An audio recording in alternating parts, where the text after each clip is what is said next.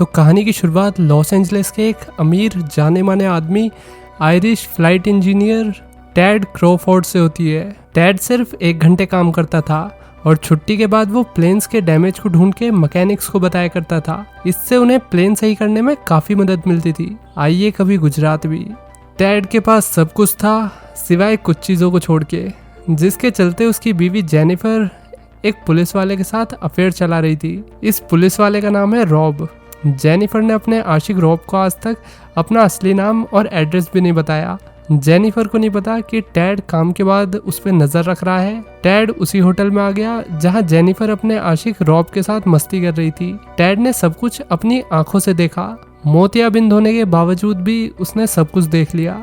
Jennifer मस्ती करके घर आ गई। घर पर टेड ने उसे सरप्राइज दिया। जेनिफर टेड को देखकर डर सी गई। आज तुम जल्दी आ गए। टेड अपनी बीवी को किस करने का ट्राई करने लगा, पर उसकी बीवी ने मना कर दिया। टेड ने किस करने का फिर से ट्राई किया, लेकिन बात नहीं बनी। अचानक से टेड ने जेनिफर से उसके अफेयर के बारे में पूछा। जेनिफर शॉक हो गई कि टेड को उसके अफेयर के बारे में कैसे पता चल गया, वो भी इतनी डिटेल में। जेनिफर को गिल्टी फील होने लगा। उसने टेड से माफी मांगी। तभी टेड ने गन निकाल के उसे शूट कर दिया। माली गोली की आवाज सुन के घर की तरफ आए तो टेड ने कुछ और गोलियां भी चला दी, जिसके चलते डर के मारे माली घर से भाग गया। टेड ने गोलियां जमीन पे डाल के खुद को साफ किया और अपने कपड़े जला दिए। माली ने पुलिस कंप्लेंट कर दी थी। पुलिस थोड़ी देर में टेड के घर आ गई। इत्तेफाक से पुलिस वाला जो है ना रॉब, वही इस केस का इंचार्ज है। रॉब अंदर जाकर टेड से बात करने लगा। टेड ने शांति से कहा, हाँ मैंने अपनी बीवी को शूट किया है। रॉब ने बॉडी देखी तो उसे धक्का लगा। टेड की बीवी और कोई नहीं बल्कि उसकी बंदी जेनिफर है। रॉब ने जल्दी से जेनिफर की पल्स चेक की। अब टेड और रॉब की हाथापाई हो जाती है क्योंकि टेड ने उस पे बंदूक तान दी थी। अब टेड को पुलिस ने अरेस्ट कर लिया। शॉकिंगली जब डॉक्टर ने जेनिफर को चेक किया तो उसकी सांसें चल रही थी। फिर विली नाम के लड़के को दिखाते हैं। विली है डिप्टी डिस्ट्रिक्ट अटर्नी, सिंपल भाषा में वकील। विली के कोवर्कर ने उसे कॉल करके टेड के केस के बारे में बताया। टेड अपना क्राइम कन्फेस कर चुका था और सारे एविडेंस भी है, तो विली को केस आसान लगा, जिसके चलते विली ने केस ले लिया। टेड ने पहली हियरिंग में लॉयर की डिमांड नहीं की, वो खुद ही अपना केस लड़ना चाहता था। जज और विली दोनों ही टेड के इस फैसले से शॉक हो गए। जज ने टेड को सलाह दी कि उसे लॉयर रख लेना चाहिए, पर टेड जिद्दी है। उसने जज से जल्द ट्रायल शुरू करने के लिए कहा। जज ने पूछा, क्या तुम प्रोसिक्यूटर को बदलना चाहते हो? टेड ने मना कर दिया और कहा कि उसे विली पसंद है। टेड चाहता है कि विली ही उसके अपोजिशन में केस लड़े। केस को ट्रायल के लिए कुछ दिन बाद की डेट मिल गई। उसी रात पुलिस वाला रॉब विली से मिला। रॉब को टेड के बारे में कुछ अजीब लग रहा था, पर विली कहने लगा, देखते जाओ मैं ये केस बड़ी आसानी से जीत जाऊंगा। सारे सबूत और कन्फेशन मेरे केस के फेवर में है। विली एक लड़की से मिला, इसका नाम है निकी गार्डनर। निकी विली की बॉस है। विली उसके साथ फ्लर्टबाजी करने लगा। तभी उसके दोस्त ने कॉल कर दिया और फ्लर्टिंग बीच में रुक गई। विली को पता चला कि टेड के घर पे वो गन नहीं मिली जिससे जेनिफर पे गोली चली थी। ना ही टेड क्राइम करने के बाद घर से बाहर गया, वो पुलिस के आने तक घर पे ही था। मतलब उसके पास हथियार बदलने का टाइम भी नहीं था। विली ने कहा कि गन घर में ही है, जाकर उसे ढूंढो। विली अगली सुबह क्राइम सीन यानी कि टेड के घर आ गया। कोवर्कर ने बताया कि टेड की बॉडी या हाथों पर गन पाउडर नहीं मिला, पर कार्टिलेज से 4 गोलियां गायब है। लेकिन जो गोलियां उस रात मिली उन पर फिंगरप्रिंट नहीं थे।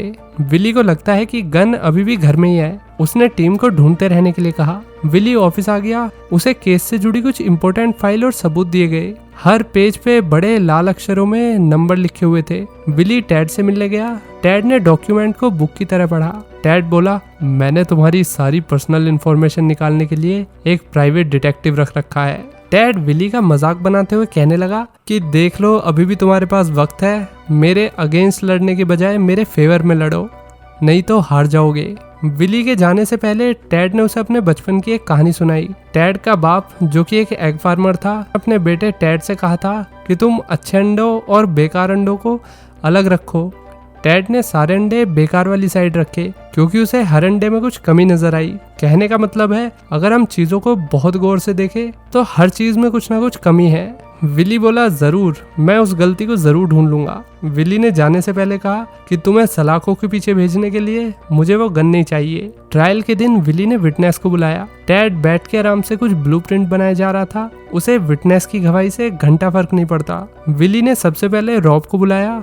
रॉब ने बताया कि टैड ने उस रात कन्फेस किया था कि उसने ही अपनी बीवी को मारा है। तभी टैड ने कोर्ट में सबके सामने बताया कि रॉब का जेनिफर के साथ अफेयर चल रहा था। टैड के पास इसका सबूत भी है। गुस्से में रॉब ने टैड पे अटैक कर दिया। जज ने ट्रायल को कुछ टाइम के लिए रोक दिया। शाम को जज, टैड और विली सब साथ में हियरिंग के लिए बैठे हुए थे। टैड ने सारे सबूत जज को दिखाए, जिससे साबित होता है कि रॉब और जेनिफर का गुलू गुलू चल रहा था। टैड ने सारी जानकारी निकालने के लिए प्राइवेट डिटेक्टिव को हायर किया था। टैड बोला, क्योंकि मेरे सामने मेरी बीवी का आशिक रॉब था तो मैंने गुस्से में कह दिया कि मैंने अपनी बीवी को मारा है। जज ने याचिका को खारिज करते हुए कहा कि विली को केस से रिलेटेड कुछ और सबूत ढूंढ के कोर्ट में पेश करने होंगे। सबूत नहीं मिले तो टैड वापस घर जाएगा, वो भी दोनों पैरों पे। विली के एम्प्लॉय अब उसे ऐसे देख रहे थे जैसे वो कुछ भी नहीं है, क्योंकि इतना सिंपल सा दिखने वाला केस भी उसके हाथों से जा रहा था।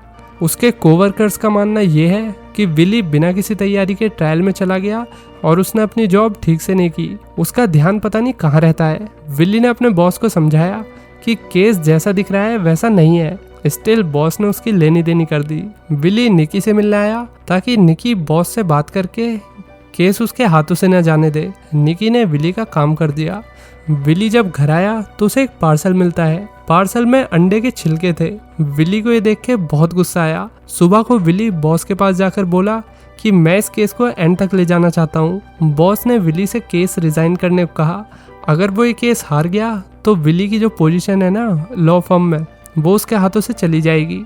साथ में इस ऑफिस से भी उसे 9-11 होना पड़ेगा। स्टिल विली को केस लड़ना है। उसे लगता है कि टैड जैसे लोगों को सलाखों के पीछे ही होना चाहिए। विली पुलिस स्टेशन आके अपने दोस्त को ब्लेम करने लगा कि तुम्हारी वजह से ही अभी तक टैड की गन नहीं मिली।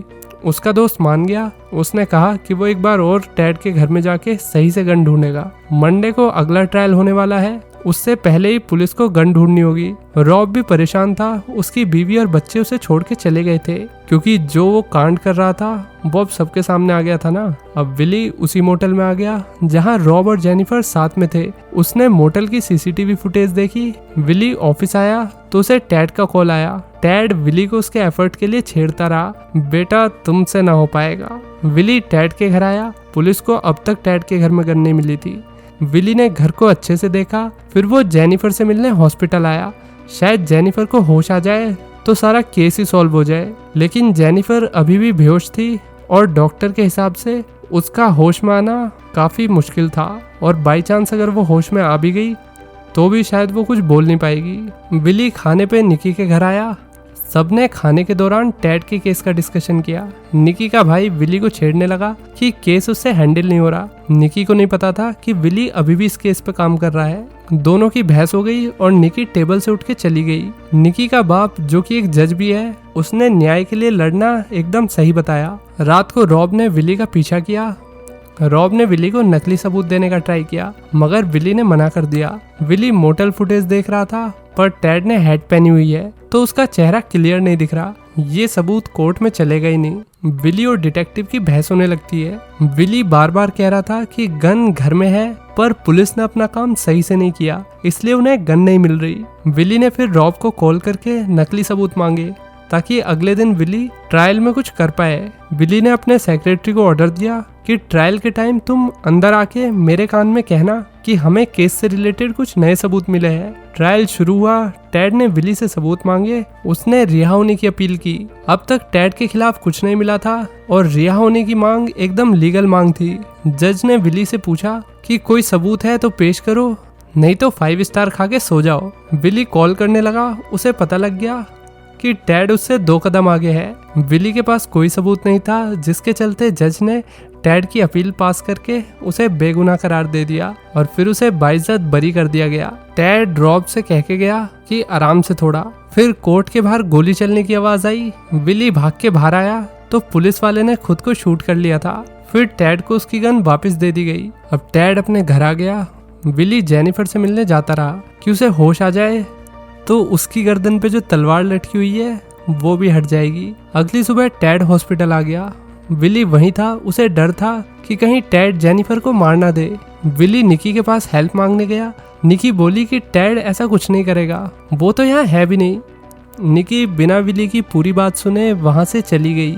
विली बॉस के पास आया तो पता लगा कि टैड ने विली के खिलाफ रिस्ट्रेनिंग ऑर्डर फाइल किया है, क्योंकि विली का जेनिफर के पास आना जाना लगा रहता है और अब टैड फ्री है तो उसका अपनी बीवी पर पहला हक बनता है। विली को अब केस छोड़ना होगा। विली निकी के बाप के पास गया और उन्होंने वारंट पे साइन कर दिया कि वो अब हॉस्पिटल जा सकता है। वो भाग के हॉस्पिटल आ गया। टैड पहले से ही वहाँ था, लेकिन अब बहुत देर हो चुकी थी। टैड अपनी बीवी को मार चुका। अगले दिन विली गैराज साफ कर रहा था तो उसके पास उसका बॉस आकर बोला कि वापस ऑफिस आ जाओ, पर विली ने मना करते हुए कहा कि मैं इस काम के लायक हुई नहीं, मेरी वजह से एक मर्डरर बाहर खुलेआम घूम रहा है। बॉस बोला शायद ये अटेम्प्ट मर्डर हो। इससे विली को आइडिया मिला। उसने दोबारा सारे डॉक्यूमेंट पढ़े। विली अपने डिटेक्टिव दोस्त से मिला। दोनों ने अपने फ़ोन साथ में रखे हुए थे। उनके फ़ोन एक दूसरे से बदल गए और डिटेक्टिव ने गलती से विली का फ़ोन उठा लिया। फ़ोन पे टैड है। डिटेक्टिव ने फ़ोन विली को दिया। टैड ने विली को अपने घर बुलाया। विली के जाने से पहले टैड उसे एक गिफ्ट देना चाहता था। विली टैड के घर आ गया। उसे सारी मिस्ट्री के बारे में पता चल चुका था। दरअसल टैड ने रॉब जैसी गन खरीदी, फिर उसने मोटल में जाकर अपनी गन रॉब की गन से बदल दी। जब रॉब ने जेनिफर को जमीन पर पड़े हुए देखा था तो रॉब ने तुरंत गन्स फिर से बदल ली थी। टैड को पता था कि रॉब अपनी गन कोर्ट में जरूर लाएगा, तो उसने दोबारा गन बदल दी।